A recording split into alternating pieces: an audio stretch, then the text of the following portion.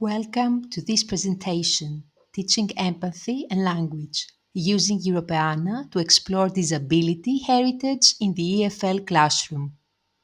In this presentation, I will share how we can integrate cultural heritage in the EFL context through Europeana, a digital platform with millions of European cultural artifacts. More specifically, I'm going to focus on how an educator can use disability heritage materials to support not only language learning but also empathy development with a long term goal to boost inclusive education. Bringing this lesson into life, I focused on teaching students about historical and contemporary realities of disability, raising awareness of inclusion and accessibility issues, and fostering empathy.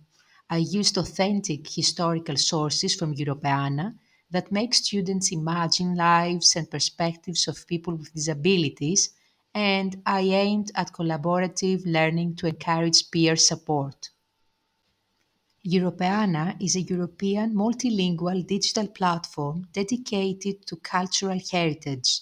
It provides free access to millions of digitized items from museums, libraries, archives, and galleries across the continent. Europeana is more than just a repository of images and texts. It's a living archive that preserves and shares Europe's diverse cultural history. For educators, it offers rich opportunities for authentic material. For language teachers, it's a treasure trove of real world content that students can explore, analyze, and discuss in English, making the language meaningful and relevant. Why integrating Europeana in the EFL context? Can you think of any reasons? There are several reasons why Europeana works so well in a foreign language setting. First, it provides authentic materials, real historical sources that take students far beyond the limitations of a textbook. Second, it offers multimodal content, as students can engage with images, documents, audio, video, and interactive media that apply to all different learning styles. Third, it is free and accessible to everyone with an internet connection. Fourth, it supports language learning by introducing rich vocabulary in context, offering opportunities to practice all four skills: reading, writing, listening, and speaking, while encouraging critical thinking and discussion.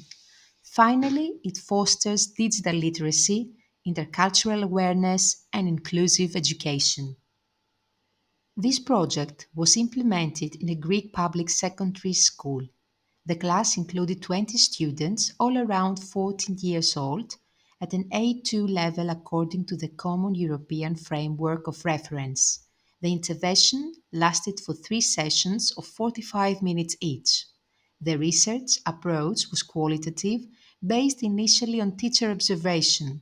Emphasis was given on the implementation requirements and teacher responsibilities.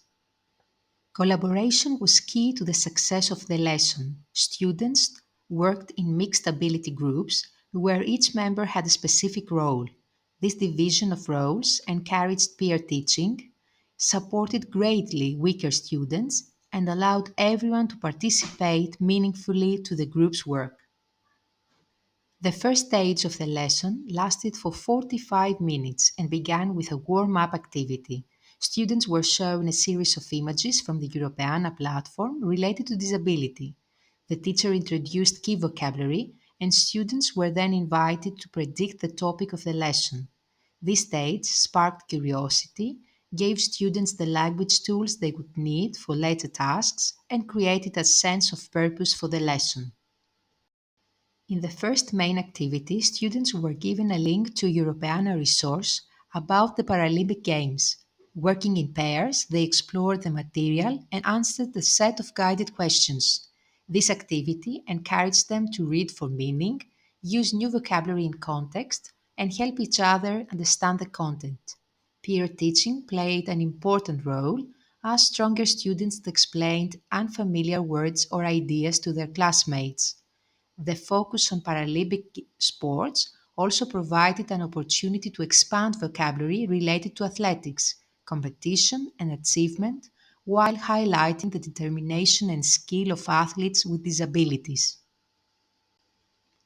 In the second activity, students navigated through the Europeana gallery on disability heritage and chose a historical image. They were asked to imagine themselves as the person in the image and to write a diary entry of 80 to 100 words. This task required them to think deeply about the person's life, emotions, and challenges, and to express these ideas in English. For homework, students completed different follow up activities based on their readiness. Some expanded their diary entries, others created presentations, and a few researched more about the historical context of their chosen image. From these activities, several language skills developed naturally. Reading, writing, listening, and speaking were all practiced through authentic materials. Students acquired new vocabulary connected to disabilities, the Paralympic Games, emotions, and attitudes of the athletes involved. Perhaps most importantly, there was a clear increase in empathetic understanding. Students began to see people with disabilities not just as subjects of study, but as individuals with stories, talents, and dreams. The combination of personal reflection and collaborative discussion deepened both their language learning and their emotional engagement. During the lessons, I observed strong student engagement. Learners were curious about the materials and eager to share their thoughts. Vocabulary acquisition was visible in both spoken and written work. Peer collaboration was effective, with students supporting each other's understanding. Empathetic responses emerged naturally as they worked with historical images and stories. The use of English in context improved, and students displayed creativity and critical thinking in their outputs. Overall, the atmosphere in the classroom was positive, focused, and inclusive. This project is based on qualitative observations and student reflections based on the lessons implemented. In the future, I plan to take a more systematic, quantitative approach. Pre and post activity questionnaires will be used to measure changes in students' attitudes towards disability issues, levels of empathy, and intercultural understanding. This data will help evaluate the impact of the lesson more accurately and guide improvements. The ultimate goal is to create a model that other educators can adapt and apply in different contexts and languages. Using Europeana to teach disability heritage in the EFL classroom addresses multiple pedagogical goals. It motivates learners with authentic, meaningful content, empowers them to engage with different social issues, and enriches the curriculum with inclusive and historically grounded materials. By working with real world resources, students become not only better language learners, but also more socially aware and empathetic individuals. As teaching continues to evolve, approaches like these can help shape global citizens who are both linguistically capable and ethically responsible. Here you can have a look on the references I have used to complete my research. Thank you for listening. I hope this presentation has shown how cultural heritage, language learning, and empathy can come together in powerful and inspiring ways.